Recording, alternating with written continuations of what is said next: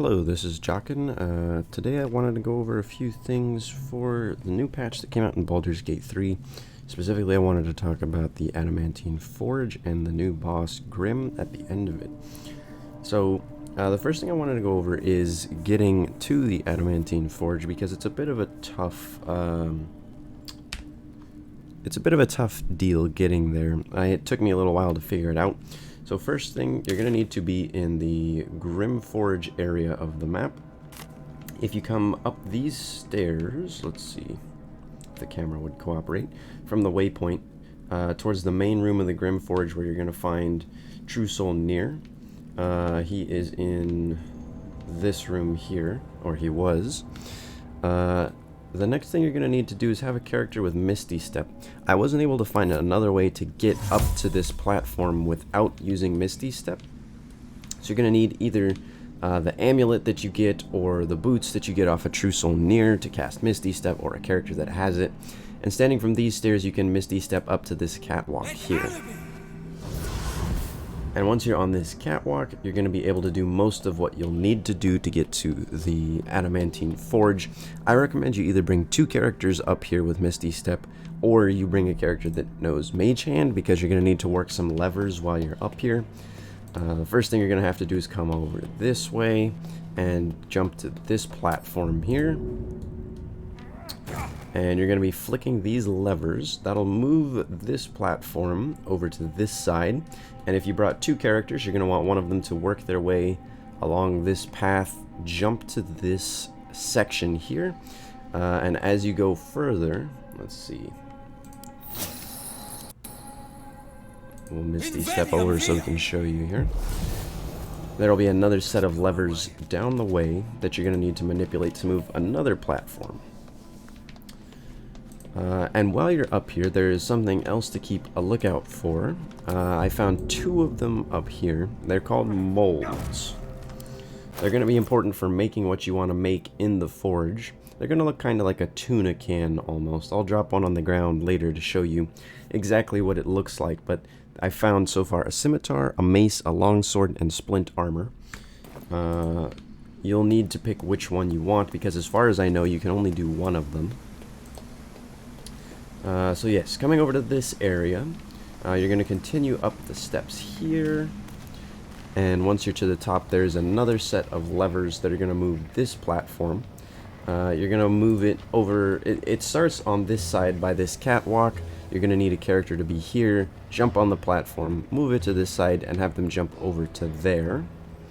And once you do so, you're going to need a way to get down from this area to about here. There's a waypoint right there, the Ancient Rune Circle for the Ancient Forge.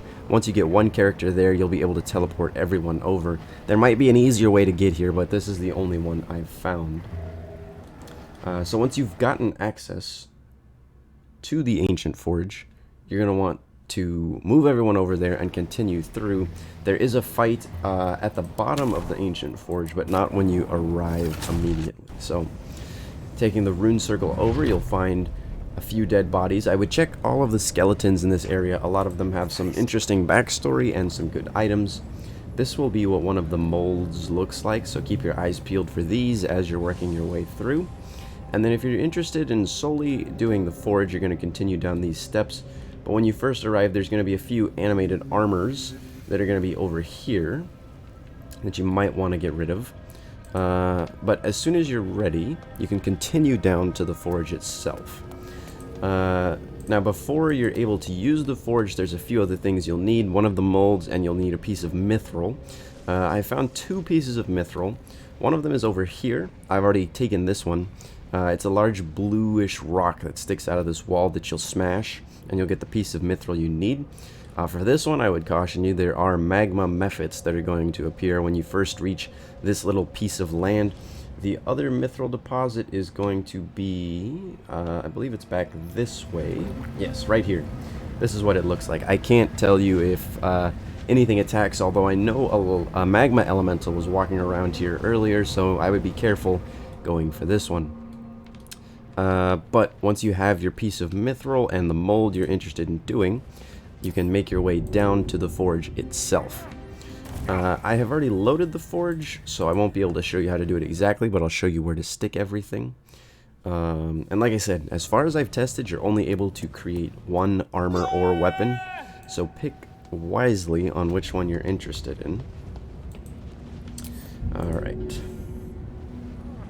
Let's link back up with the party here. Okay, so this will be the mold chamber. You're going to insert whichever mold you want in here. Use the lever when you're finished, and then you're going to open the crucible. These little doors right here will swing open, and you're going to load the piece of mithril into the crucible.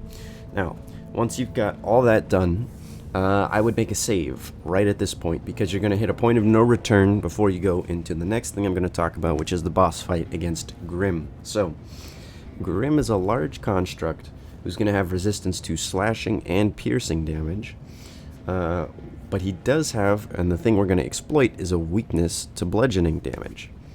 So he's going to take half damage from any slashing or piercing attacks you deal, which is going to be most of your ranged weapons. You can see they're going to deal piercing.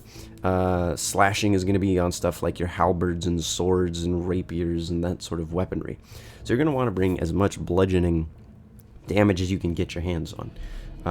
I would say the best weapon I have found for doing this is either going to be a +1 Great Club, which you can find in the Grym Forge. I believe one of the characters, one of the Duergar drops it, I believe, is where I found it. I sold it, but I went back and got the Faithbreaker from Dror Ragzlin in the Goblin Camp. This works very well because of its action, that it's going to give you extra force damage on top of the already high bludgeoning.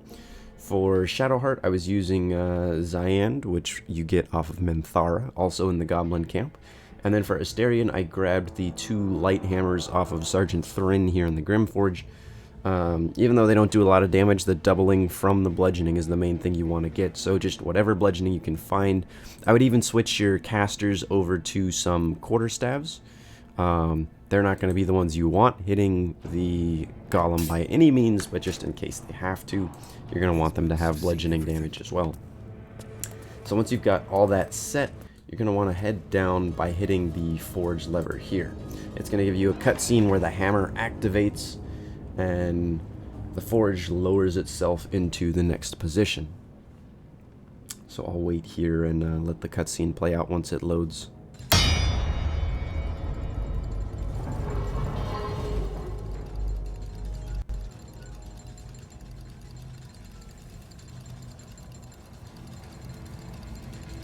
Alright, so once that happens, you can see the forge gets lowered down, and this is what I meant by the point of no return. I haven't found a way back up other than just teleporting away.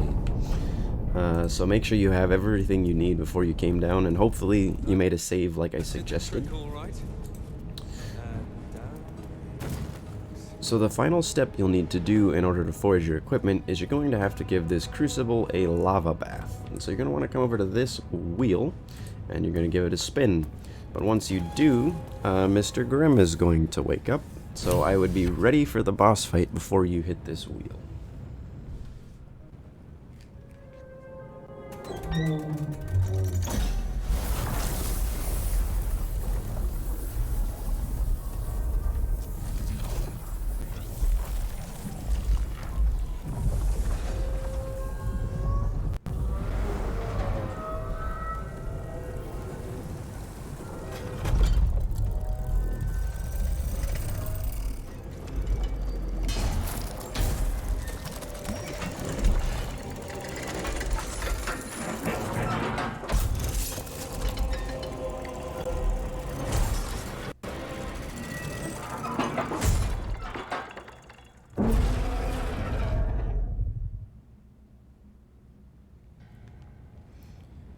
So that is going to be Grym, who we're here to defeat.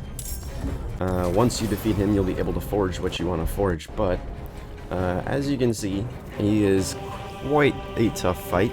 He's going to have a lot of health, and I've found he does about 25 to 30 damage on average in melee combat, so you're not going to want to let him get on top. The important thing here, you can see this buff, superheated. Exposure to lava has caused Grym's adamantine body to soften. He has reduced AC and is vulnerable to bludgeoning damage, but has increased movement speed. That big thing there, vulnerable to bludgeoning damage, is what we're going to want to take advantage of.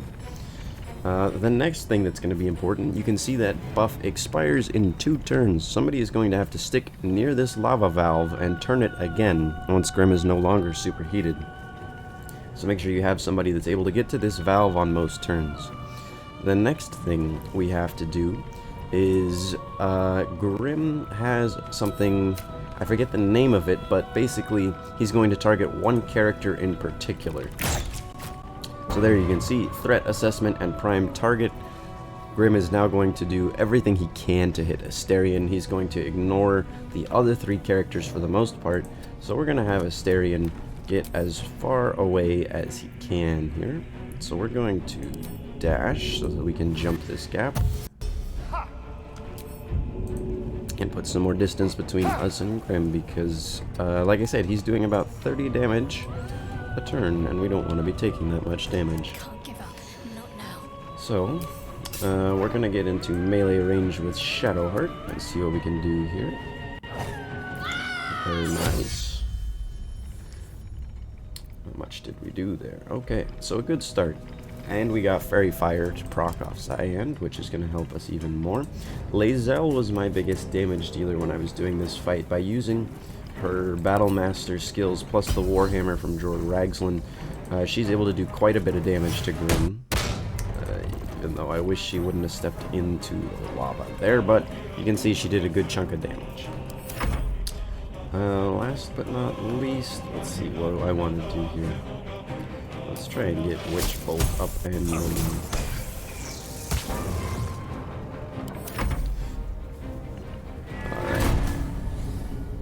That's something else I should mention. For this first turn that Grym is out, he will always just use Awaken, which is going to basically, he'll be surprised for a turn. He won't do anything. So you have a chance to get some big damage on him. As much as I would like to have Shadowheart hit, I think I'm just going to heal Lae'zel. And then we're going to have Asterion attack Grym again to hopefully hit and get prime target. There we go. We're going to have Lae'zel use another Battle Master die. Another 30 damage, very nice. So Action Surge and do it again.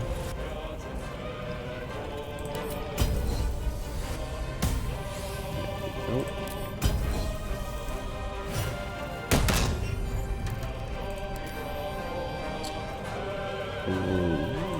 Hit him with Witch Bolt, see if that does anything. No, seems like he's immune. Okay. Let's see. Yeah, seems like he's immune to that. Okay. Then we're gonna call it on this turn. So, Shadow. Oh, I forgot. I just used Healing Word. There we go. Another 14. Very nice. As you can see, the lava runs out. He's still superheated for another turn. So you're going to want to turn it back on as soon as you can.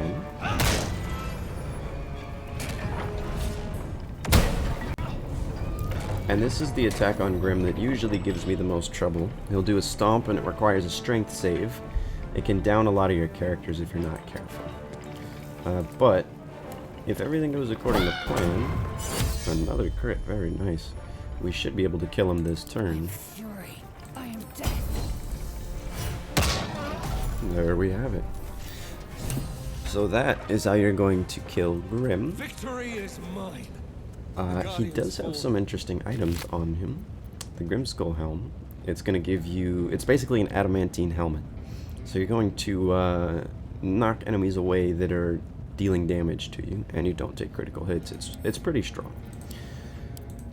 Then you can come over here. I believe we have to hit the forge lever one more time.